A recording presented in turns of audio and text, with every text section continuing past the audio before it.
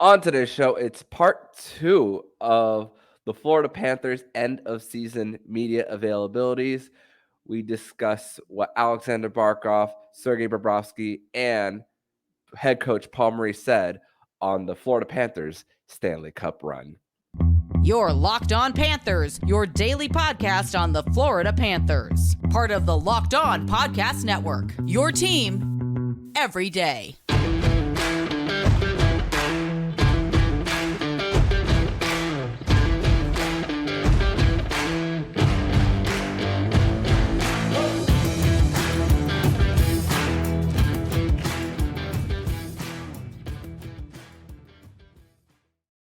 And welcome into Saturday, June 17th edition of the Locked On Florida Panthers podcast, part of the Locked On Podcast Network, where it's your team every day. Thank you for making the Locked On Florida Panthers podcast your first listen of the day. I'm Armando Velez, and you can follow me on Twitter at MondoMan12. Follow the show account on Twitter and Instagram at LO_FLA Panthers. You can follow the podcast anywhere you listen to podcasts and on YouTube, and subscribe to the YouTube channel because we are one step closer to 500 subscribers for the Locked On Florida Panthers podcast. And shout out to all the everydayers who come back here to get your daily Florida Panthers fix, whether it's them coming back from 3-1 against Boston, sweeping the Carolina Hurricanes, and even making it to the Stanley Cup final. And now we're in the offseason. Thank you to the everydayers who come back for your daily Florida Panthers fix.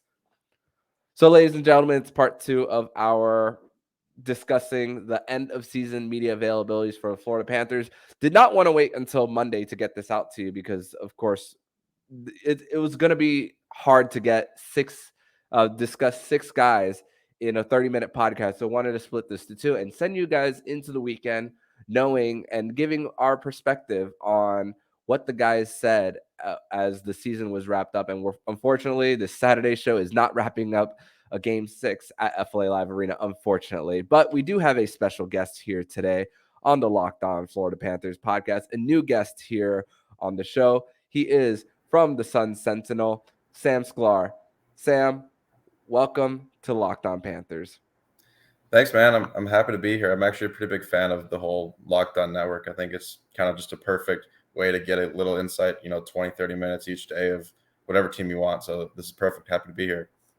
Yeah, and if we're being honest, you wouldn't be here if you hadn't introduced yourself to me in the elevator when we were covering the Stanley Cup final there. So I want to also say thank you for introducing yourself and telling me all about you. And then, of course, following each other through Twitter, and then, of course, communicating this and making this happen too. So I want to say thank you, more importantly, for that. And hey, it's crazy what just an introduction can do for sure. But you were in the room for the end of season media availabilities on Thursday morning, excuse me, at FLA Live Arena.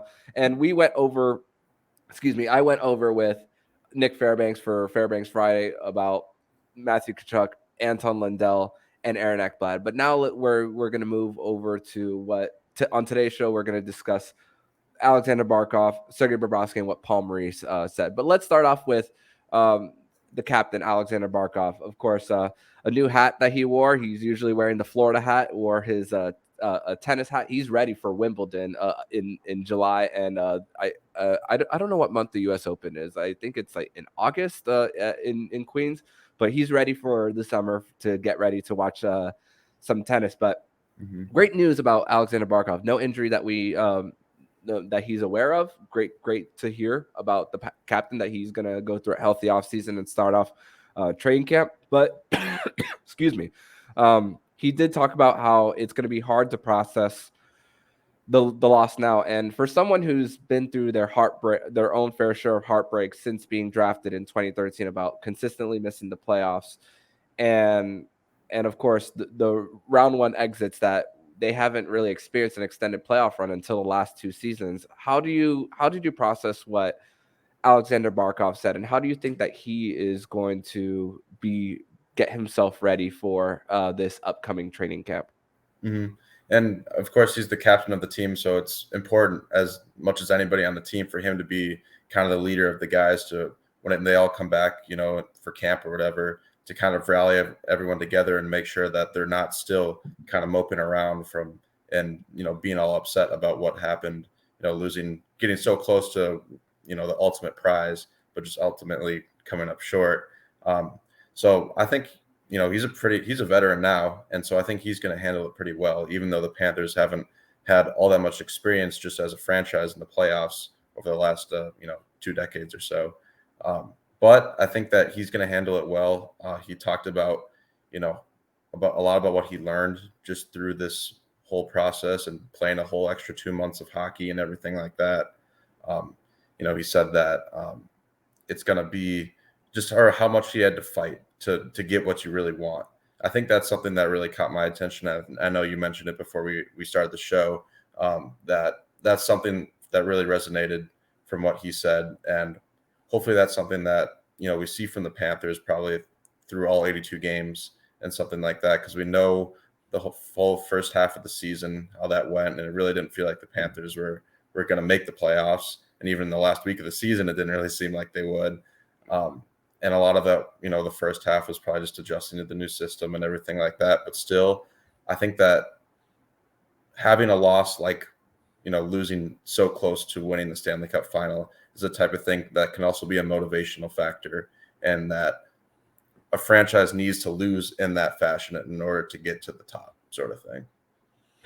Yeah, and then we also, there's also another team that has been through, two teams that I can name on the top of my head who lost multiple times in either conference finals or Stanley Cup final. For example, the Washington Capitals consistently losing in the second round, and then the Tampa Bay Lightning losing in the Stanley Cup final in 2015, and then consistently in the conference finals as well. Outside of this is a good learning experience for the Florida Panthers, and Aleksander Barkov spoke about how this is something that they could build off, and also gave credit to the guys who went through injuries. He mentioned even by name Ekblad, Gudis, Brandon Montour. He talked about how proud he is of the guys. But talk about the question that you asked Aleksander Barkov in the media availability on Thursday, and your takeaways from his response. Mm-hmm. Yeah, I kind of hinted at or talked about that a little bit just now, but it's all about the fight, and I think you really saw that from Vegas every single night. They were a really perfect example of it. They were a team that nobody really counted on that they were a legit Stanley Cup contender, even though they were one of the best teams in the Western Conference for the entire season. But they had 4 great lines, a really deep defensive core that it really felt like there was no break whenever whoever was on the ice for Vegas. And I think that's kind of where, the injuries started to play a factor in too. And it was just too much. And eventually we saw kind of the Panthers run out of gas, I think, there in game 5. But I think it's about having that depth, having that fight, and also making sure that you're staying healthy. Injuries are a lot of just bad luck, and the Panthers definitely were on the bad end of that. But, if Tkachuk is at 100%, they almost certainly, you feel like, don't lose 9-3 in game 5. Or if Ekblad doesn't have a broken foot and, all his other injuries that he's had too, that outcome doesn't happen. It's an excuse. It is no excuse, but it's just the reality. Yeah, not saying that the Florida Panthers would have won the series had those guys been 100% healthy, but I feel like it would have definitely been a closer series for sure. Barkov was also asked about the buzz around the arena, and every game he felt like it got louder, and it just goes to show how much hockey has been built here. And also, before we transition over, one funny thing that he says, we've all heard about how low-key funny Aleksander Barkov is. Anton Lundell even spoke about it in his media availability, how was asked about his summer plans, about Lionel Messi going to see him play. And he says that he doesn't think he could not afford tickets, but he can obtain the tickets based on it being sold out with all the demand, and how the sporting community in South Florida is going to build. And it's great to see that the Florida Panthers are also in the middle of that. He even spoke about how he's going to go watch soccer back in Europe, and maybe even go watch darts. So we know Aleksander Barkov is a big fan of the game of darts. But we're going to transition over to segment number 2. We're going to discuss more about Sergei Bobrovsky and how he feels about the playoff run. We are going to discuss how he discusses rest and how the Panthers are going to reset from zero going into training camp. We're going to discuss that next here on the Locked On Florida Panthers podcast. But first, we're going to tell you all about Game Time. And buying your tickets to your favorite event shouldn't be stressful. Game Time is the fast and easiest way to buy your tickets for all sports, music, comedy, theater near you. With killer deals on last-minute tickets and their best price guarantee, you can stop stressing over the tickets and start getting hyped for all the fun you'll have. Forget planning months in advance. Game Time has deals right up to the day of the event. Get exclusive flash deals for tickets for football, basketball, baseball, hockey, comedy, theater, and more. Game Time guarantees means you'll always get the best price. If you find tickets for the same section and row for less, Game Time will credit you 100%, 10% of the difference. Download the Game Time app, create an account, and use code LOCKEDONNHL for $20 off your first purchase. Terms apply. Again, create an account and redeem code LOCKEDONNHL for $20 off. Download Game Time today. Last minute tickets, lowest price, guaranteed. Segment number 2 here on this Saturday, June 17th edition of the Locked On Florida Panthers podcast.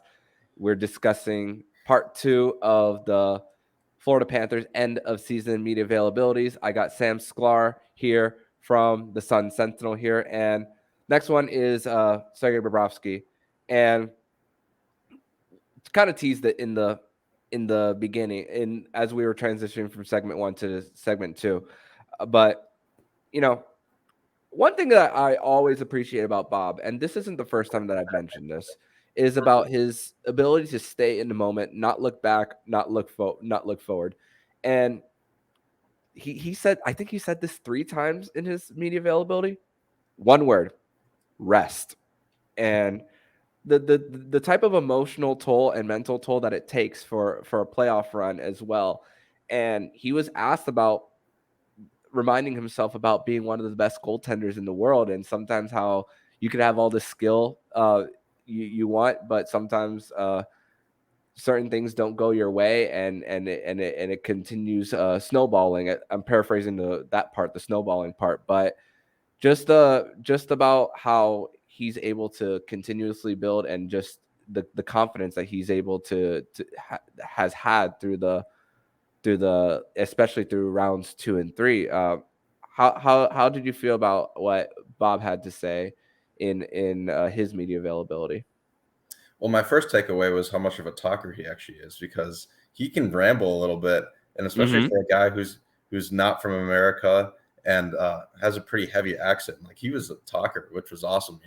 Definitely not a complaint as a sports journalist, trying to get quotes and everything. But in all seriousness, you could tell how much this run really did for him mentally. Physically, he's exhausted. You don't blame him. He started, I can't remember the number off the top of my head, but how many games in a row since he was inserted in the Boston series. That's a long time. Even with that 10-day break that they had in between the conference finals and the Stanley Cup final, like that's a lot of games in a row. That's a lot of stress on your body. And, I don't want to say that a person quit, because I don't think people or players really quit. But it felt like watching that game 5, you could kind of just tell that his body was just like, it was getting really tough for him on some of the saves and kind of the sliding back and forth for all the pressure and stuff that Vegas was getting on. And he was just getting absolutely no help in front of him that night. But he was really just kind of candid about how much these last 2 months really helped him, because he was a guy who, you would just know this a little bit better than I would, just kind of the fan perception of him, coming into the playoffs as a guy who's paid a lot of money, was phenomenal in Columbus, didn't really live up to that, or hasn't really in its time here in Florida. But this playoffs has really completely just flipped the narrative, I think, on him. And it'll be interesting to see how much he's able to carry that into the regular season next year, if he's able to kind of be that dominant, for a full regular season, or if he's going to kind of return back to where he was before. Panthers really need him to be what he was this postseason. Yeah, and I've already seen tweets about because Bob didn't get the Panthers the cup, should they try to trade him? I'm like, no, they're not in any rush to trade him. And also, he still has a no move clause for the Panthers. It doesn't become a modified no trade clause until July 1 of next year. So Bob has at least earned one more year under the Florida Panthers before they make any decisions. One funny one, because the guys in the room, we were all just continuously saying the phrase Sergei Bobrovsky, and it was a little bit in between. It was a little bit of time in between one player to the next. I believe it was a good like 25 to 30 minutes between certain players at one point. Mhm. And I was not going to be the guy who asked Sergei Bobrovsky about that pronunciation. I just didn't know how to ask about it. But thankfully, our friend David Zork of WPLG Local 10 and the hockey news asked him about the pronunciation from Charles Barkley, Sergei Bobrovsky. And, I'm glad that Sergei Bobrovsky also has a little bit of a sense of humor, too, when asked about it. And also thought that he was funny to a few of the coaches told him about it. And we can only assume that it was Robbie Tallis who told him. He's the one closest to him. But another thing for Sergei is the 2 months that he went through versus the last 13 years. Mhm. Of course, he went to round two in 2019 with Columbus. That's what earned him the contract. But then you think about the first 13 years of his career, of course, getting two Vezina trophies in it, but also emphasizing once again rest when it comes to going on this long of an extended run. But he was also asked about coming back and his ability to come back and get to the back into the routine. One thing that he said was that what the training is, so that you don't have to kind of go through over and over again. You're gonna you know when you come in what is expected, what it's gonna be asked of you, and more importantly, the fact that it's short rest. Even I would expect, I don't know what the timeline is of when he's going to put the pads on again to at least go through at least a little bit of practice himself. But I think he's going to take a lot of time, just like he said. But also the fact that he's going to come into the next season hungry as well. And we've seen over and over again how he trains as well. So I think this can only be a positive for Sergey. Mhm. And going back to the game five, he gives up 8 goals. One of them was, an empty netter. The ninth goal was, but I think it was interesting how he was never pulled from that game. And I think I don't think we ever got a reasoning as to why. Did we ever get a reason why? Did anyone ask him? Do you remember? No, but I can think of why, but I'll let you finish. Yeah, well, I think why is because Sergey probably wanted to be in the game. He wanted to go out, I think, with his team. He didn't want to, sit on the bench and kind of fold over and give up. So I think that just kind of tells a lot about who he is as a person and as a teammate, really. Um, and it was also interesting that he talked about how he felt that he learned more these last 2 months than he has over his 13-year NHL career, which that's something that kind of perked my attention because this is a guy who he's won 2 Vezina trophies, was so good in Columbus. And he talked about how he learned so much just mentally and emotionally about, what these playoffs and what it takes to go on a run like this. And I think that's something that probably is true of a lot of players on this team. There weren't really many people who were playing for Florida in this run that had been to a Stanley Cup final before. It was only a couple of them, right? And versus Vegas, they had been there before, kind of like how we talked about earlier, where sometimes you just have to have that gut punch loss in order to get to your goal later on in the future. They obviously lost to Washington in the Stanley Cup final. You learn from it, you get better, and here they are having a parade, I think, tomorrow. So Mhm. I think Sergey is a very down-to-earth seeming guy, a guy who takes, everything. He takes everything like he's earned it, like it's a privilege or something like that. And so I think that the rest will be needed. The rest, like we said, is going to be good for him. But also when it comes back into the season, we don't really know what, I guess, the situation with Spencer Knight is. But I think from what we can say right now, it's pretty much Sergei Bobrovsky's net, right? Yeah, no doubt. And you made a good point about Sergey saying that he probably did not want to be taken out no matter what. But I also think about it like this: at the time, your season is ending, but I also think it's also a Paul Maurice thing as well when it comes to saying I think it's a little bit of a level of disrespect if you were to take him out. It's like he's the reason why he got here. There's no the reason you would take him out is if you wanted to rest him up for another game, but there is literally no tomorrow as well. So I think it was like, I don't reward is the wrong word for this, but it's saying you deserve the ice time based on the hard work that you've done. And in no ways I don't think there's any hard feelings for Sergei Bobrovsky and Paul Maurice for leaving him out there when the game was clearly over after 40 minutes. But we're going to transition over to segment number 3, where we're going to discuss the head coach, Paul Maurice, and what he's learned from his experience with moving to Florida, first year with the team, and how he was able to create the relationship with players throughout the season. We're going to discuss that all here on the Locked On Florida Panthers podcast. But first, we're going to tell you all about Bird Dogs. And Bird Dog stretch khaki shorts are designed to fit slimmer through the thigh and leg, giving you a truly sculpted look. Bird Dog shorts do the exact thing as Lululemon, but fit way better. They fit way better than regular shorts that are made of stiff, restricting cotton. Bird Dogs fix this issue by inventing cloud knit fabric that just looks like khakis, but stretches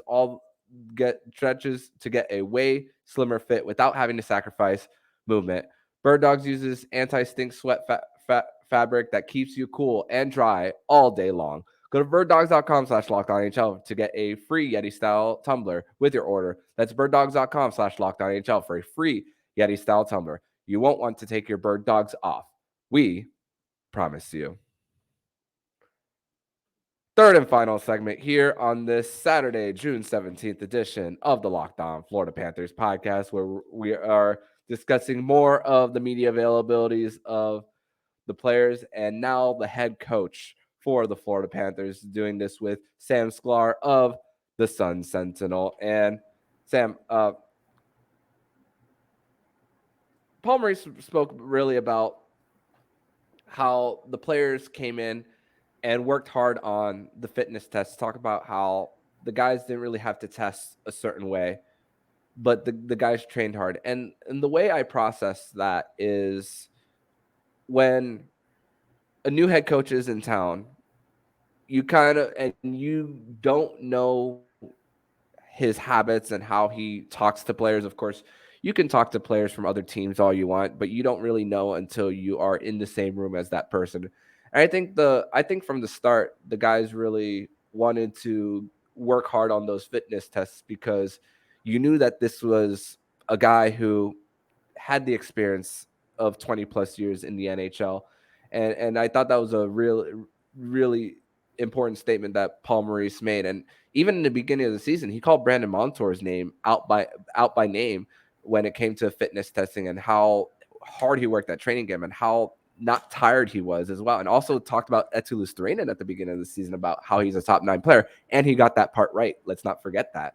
But what did you think of what Paul Maurice had to say during his media availability? Because he spent about 20 minutes with us on Thursday morning. Mm-hmm. Well, he talked a lot, and it wasn't just yesterday, but it was also just this entire postseason about how this team is different, and how it was at times we were able to get reasons from him why. And I think that sort of anecdote that he talked about yesterday about those fitness tests is that this team just had a lot of heart. They really, worked hard. And that was a thing that, really stood out to me and to him when he first took over, is that, there were so many times when I would listen to Paul Maurice speak and I was wondering if he was about to start getting emotional or start tearing up or crying or something, because he was always very meticulous with his words and he would have these kind of dramatic pauses. It's different than from a lot of coaches who kind of just give you like these 2-sentence answers that don't really mean much at all. But like he was so open just about everything, especially even yesterday. And he talked about just the character of the guys who came in every day and worked hard, and kind of typical coach speak. But you could tell that he meant it. Is that this was actually true of these guys, and that you could tell from the bottom of his heart almost that he was so upset that they didn't end up getting to the finish line, and that he wanted it. He said he wanted it so badly for them, but wasn't able to get them there. So you could tell that he was almost, I don't want to say he was blaming himself or like upset at himself, but like it was something that was on his mind, Yeah, especially wanting it badly for his players and then thinking about certain statements. And he even had to, going back to the video that we have access to, they bleeped out the F-bombs that he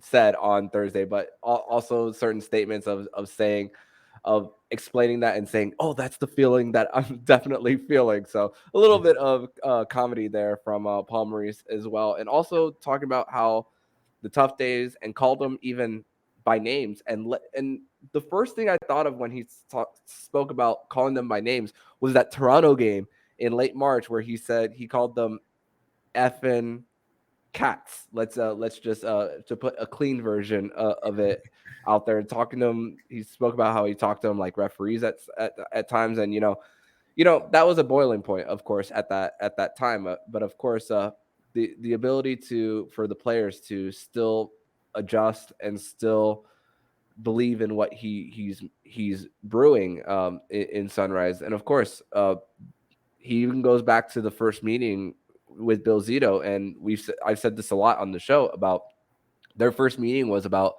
this team having to go through adversity. It's not just the trades that made it happen, but it was just the inability to put out a big signing because of the cap constraints that they had with Keith Yandel's buyout. And of course, very early on in the season with Aaron Ekblad going on LTIR, that's the only way you were only to get an Eric Stahl on the team because of Ekblad going on LTIR as well. And it was just they were just in that chokehold all season. And the Panthers, they're still able to make it through some frustration. And thankfully for Paul Maurice, one thing I could definitely appreciate, because we saw Rick Bowness do this after Game 5 against the Vegas Golden Knights, calling out his team publicly about their effort. And Winnipeg, they're one step closer to just dismantling that team with Connor Hellebuck, Pierre-Luc Dubois, and that was the team that Paul Maurice left last year. And we didn't see at all that Paul Maurice called out his team to the media, and I could personally appreciate that. Mm-hmm. Yeah, and I think it was also interesting. He was asked about when he kind of realized that this team was different, or that this was kind of the right fit for him to become the head coach of the Panthers.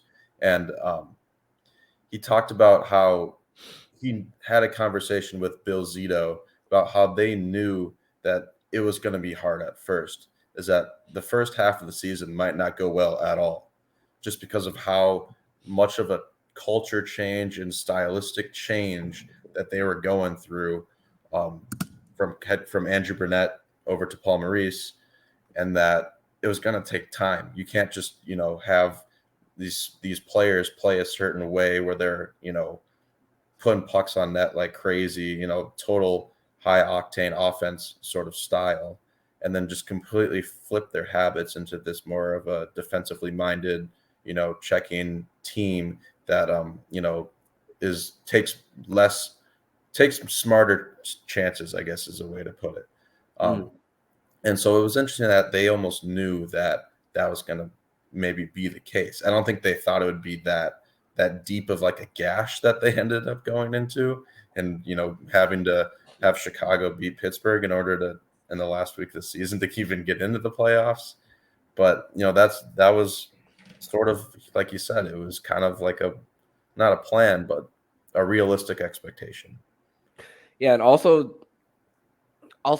he was asked about what the guys are going to learn, and also the words that he used was that guys are more developed, and there's a learning lesson, but also that these guys need to have the ability of to reestablish, about knowing how that feeling is as well, when it comes to never forgetting what it took to get there as well. And also talked about merging two ideas in November and December. And of course, that that was the adjustment period of why the record was the way it was early on in the season. But of course, through trust, through also getting to know what player X does well, they were able to make that turnaround. And like you said, hey, they might have the Chicago Blackhawks might have beaten Pittsburgh in the last week of the season, but hey, the Florida Panthers are there. We're definitely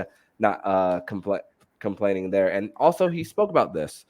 The guys just legitimately just enjoy each other, and that's the great thing. When you don't, that it's going to manifest itself on the ice, that's for sure. So that's also one thing. And he was also asked about Aaron Ekblad a lot as well, and he says that when asked about Ekblad about getting back to Norris trophy caliber, he kind of deflected it in a way, talking about how when you're talking Norris Trophy caliber, you're thinking about putting up points, because that's really what the Norris Trophy really is. But Yeah, even with the broken leg and all that, he was being responsible in his own zone, and he was a +9. Let's also not forget that, though in the regular season he was a -14 as well, and talk about how the room really appreciates that as well, about what he's been through as well. And also, the best part was something that I can appreciate. And he said he thanked the media as well, just like Matthew Tkachuk, about how saying that he doesn't necessarily read anything. And I kind of believe Paul Maurice when he says he doesn't read anything, because I think he wants to be focused on the task at hand, thanking the media. And he says when the criticism was warranted, that he felt that he deserved it. I'm like, interesting that he was able to say that. But he also enjoyed talking with us as well. So I think that I can definitely, that is definitely another takeaway that I had from what Paul Maurice said at the end of his presser, because you take the good, you got to take the good with the bad. If you're not able to take criticism throughout the season, and I've had my fair share of it on Mo throughout the season when the team wasn't doing well. I wasn't too harsh, because you can't. I was not Team Fire Maurice after a few months in year one of a deal. But what how did you process how Maurice not only ended, but how he was able to just develop that trust with the guys? Well, yeah, I mean, what he said about the media, obviously that kind of hits home. And whether or not there was an agenda behind that, I don't really think that that was the case. Whether he was trying to win us over or something like that. But when you were covering the team when they were struggling, I came in 2 weeks ago when they were in the Stanley Cup final, so I didn't really even have wasn't really a part of the whole warranted criticism. I guess it could have been during the Stanley Cup final, but with all the injuries and stuff, it was kind of hard to it's hard to bash what happened to the Panthers in the Stanley Cup final with the injuries and just how good Vegas was. I think that they were outmatched. It would have, not saying the Panthers couldn't have won, but it would have been difficult, is what I think that a lot of us kind of could take away from that 7-game series that only went 5 games. But just going back to Paul Maurice, you can just tell that he cares a lot. And it seems like that he's had some sort of kind of revelation in his life or something. Like, he hasn't, I don't know if he's ever talked about it, maybe, earlier in the postseason or in the regular season, but it seemed like he's changed a lot from when he was in Winnipeg, with just the way that he's interacts with the media, the way that he, just kind of carries himself and is open and honest about a lot of things. The injuries are one thing. You're not going to expect, in a Stanley Cup final for him to just be 100% open about, Matthew Tkachuk's broken sternum, when that happened, because he's trying to get any little competitive advantage over Vegas as possible. But I think that all Panthers fans can probably, and just NHL fans can probably appreciate a lot of what Paul Maurice did and what he brought to Florida this year, because the firing of Andrew Burnett was kind of shocking, at least from my perspective as kind of an outsider a year ago, is that, they won the President's Trophy, obviously disappointed in the playoffs, but it was like surprising that they let him go. And then they're bringing in Paul Maurice, who's kind of was the opposite of Andrew Burnett, was a really, really, really experienced guy, different playing style and everything. But I think that Panthers fans are pretty happy with the hiring that wasn't even a year ago yet. So pretty crazy. Yeah. New situation, new team, fresh voice, new climate, you name it. And also his son was part of the broadcast team for the Florida Everblades. Congratulations to the Florida Everblades on winning the Kelly Cup as well. So just a very good situation for the Florida Panthers to be in. And of course, a great situation for Paul Maurice. And of course, one more thing before we get out of here.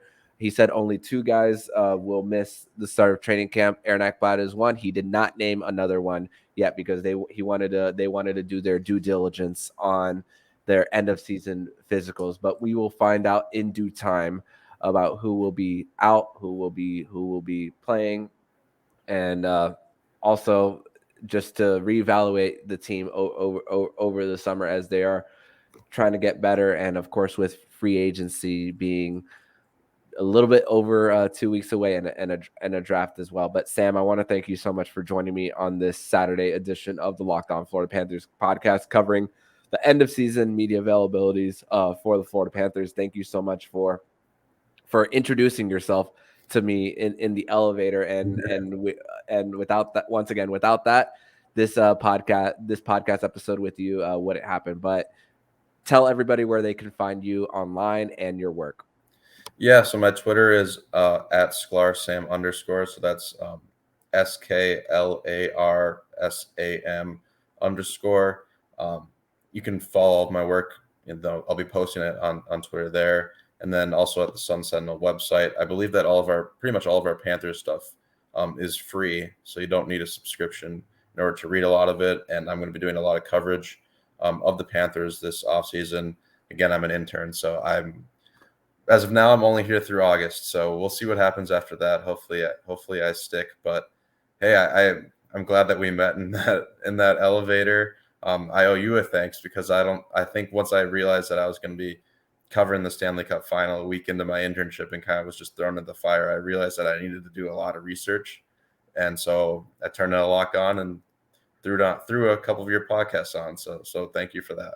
Absolutely, man. That's what I'm here for. And thank you so much, man. And I'll hope to see you next time, my friend. Yeah, you too. Thanks. And if you like what you're hearing, please subscribe to the podcast to be notified every single time the Locked On Florida Panthers podcast jumps into your podcast feed. Don't forget to also subscribe to the other shows on the Locked On NHL network, including Locked On NHL, Locked On Fantasy Hockey with Flip Livingstone and Steele Roden, and Locked On NHL Prospects. Thank you for making the Locked On Florida Panthers podcast your first listen of the day. And everydayers, make sure to come back next week, as we are going to discuss more about certain rumors for the Florida Panthers and certain players that they could be going after. Are the Florida Panthers in the market to trade for an Erik Karlsson?